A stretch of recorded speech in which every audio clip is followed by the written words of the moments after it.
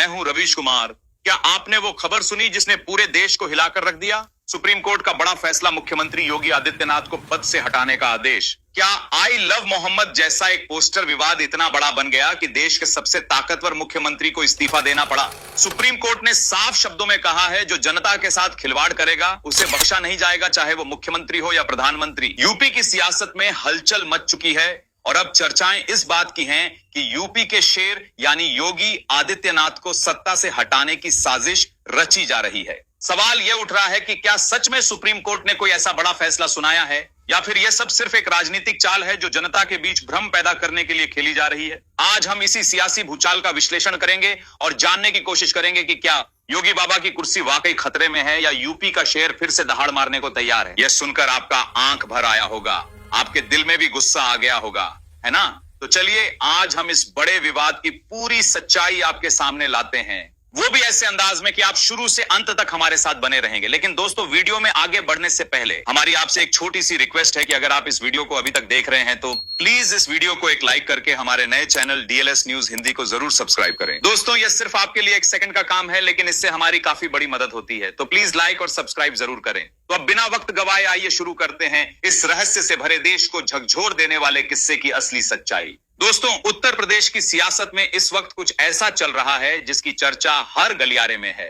एक वक्त था जब भारतीय जनता पार्टी यानी बीजेपी में मुख्यमंत्री योगी आदित्यनाथ का नाम यूपी के शेर के रूप में लिया जाता था, लेकिन अब वही शेर अपने ही जंगल में घिरता हुआ नजर आ रहा है। पहली बार ऐसा हुआ है कि पार्टी के भीतर से ही उनके खिलाफ आवाजें उठने लगी हैं। जहां पहले विपक्ष सवाल उठाता था, अब पार्टी के अंदर के लोग भी असंतोष जताने लगे हैं। कहा जा रहा है कि हिंदू युवा वाहिनी, वही संगठन जिसे खुद योगी आदित्यनाथ ने खड़ा किया था, उसके कुछ वरिष्ठ पदाधिकारी अब खुलकर कह रहे हैं कि योगी जी को हटाने की कोशिशें चल रही हैं। ये वही संगठन है जिसने कभी बीजेपी के खिलाफ चुनाव लड़ा था लेकिन बाद में पार्टी के साथ आ गया। अब जब उसी संगठन से ये बात सामने आई है तो लोग सोच में पड़ गए हैं कि आखिर ऐसा क्या हुआ कि अपने ही अब सवाल उठा रहे हैं। राजनीतिक गलियारों में चर्चा है कि मुख्यमंत्री और पार्टी के बीच कुछ मुद्दों को लेकर मतभेद बढ़ते जा रहे हैं। कुछ नेता मानते हैं कि प्रशासन पर अफसरशाही हावी हो चुकी है, मंत्री केवल नाम के रह गए हैं और जनता की समस्याएं ऊपर तक नहीं पहुंच पा रही। इसी असंतोष ने पार्टी के भीतर एक नई लहर पैदा कर दी है, एक ऐसी लहर जो बदलाव की मांग करती है। कानपुर से शुरू हुआ आई लव मोहम्मद पोस्टर विवाद अब उत्तर प्रदेश की राजनीति का बड़ा मुद्दा बन चुका है। जो मामला शुरू में धार्मिक भावनाओं से जुड़ा माना जा रहा था, अब सियासी रंग ले चुका है। कुछ लोगों का कहना है कि इस विवाद ने योगी सरकार को असहज स्थिति में डाल दिया है।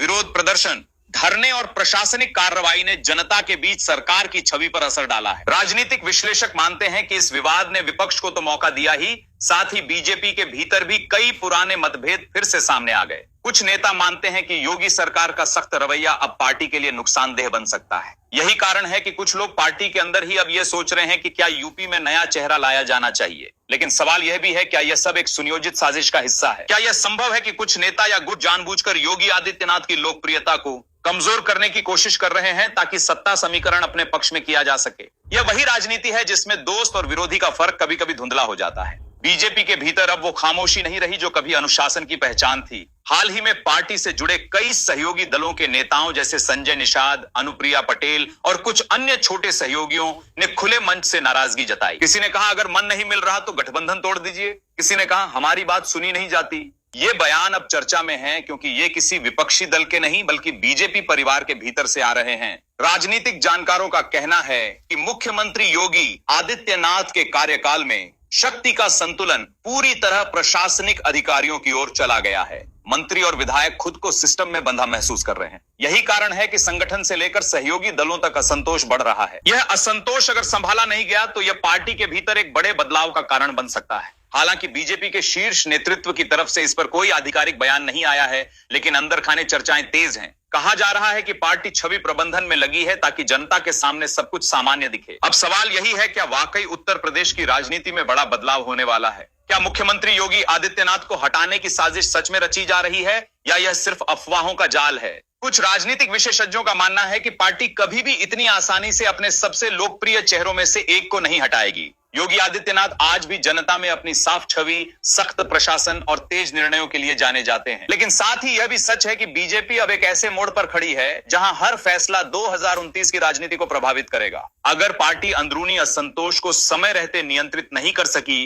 तो यह आगे चलकर बड़ा नुकसान साबित हो सकता है। यूपी जैसा बड़ा राज्य केंद्र की राजनीति में निर्णायक भूमिका रखता है और यहाँ की अस्थिरता पूरे देश के सियासी समीकरणों को हिला सकती है। फिलहाल सबकी निगाहें लखनऊ की तरफ हैं, जहां भविष्य की रणनीति तय की जाएगी। दोस्तों, एक सवाल मैं आपके दिल से पूछना चाहता हूं, क्या यूपी के शेर की दहाड़ पूरे भारत में सुनाई देनी चाहिए? क्या उन्हें इस्तीफा देने की कोई जरूरत है? क्या सुप्रीम कोर्ट को यह फैसला बदल देना चाहिए कि आई लव यू मोहम्मद? इतना बड़ा विवाद नहीं है कि भारत के सबसे बड़े राज्य का मुख्यमंत्री इस्तीफा देने की स्थिति में हो। दोस्तों, कितने लोग चाहते हैं कि बाबा सीधे मुख्यमंत्री पद से प्रधानमंत्री पद पर पहुंच जाएं? कौन कौन बाबा को प्रधानमंत्री पद पर देखना चाहते हैं, वह कमेंट में अपनी राय जरूर लिखें, और जो बाबा के समर्थन में हैं, वह कमेंट में आई लव बुलडोजर बाबा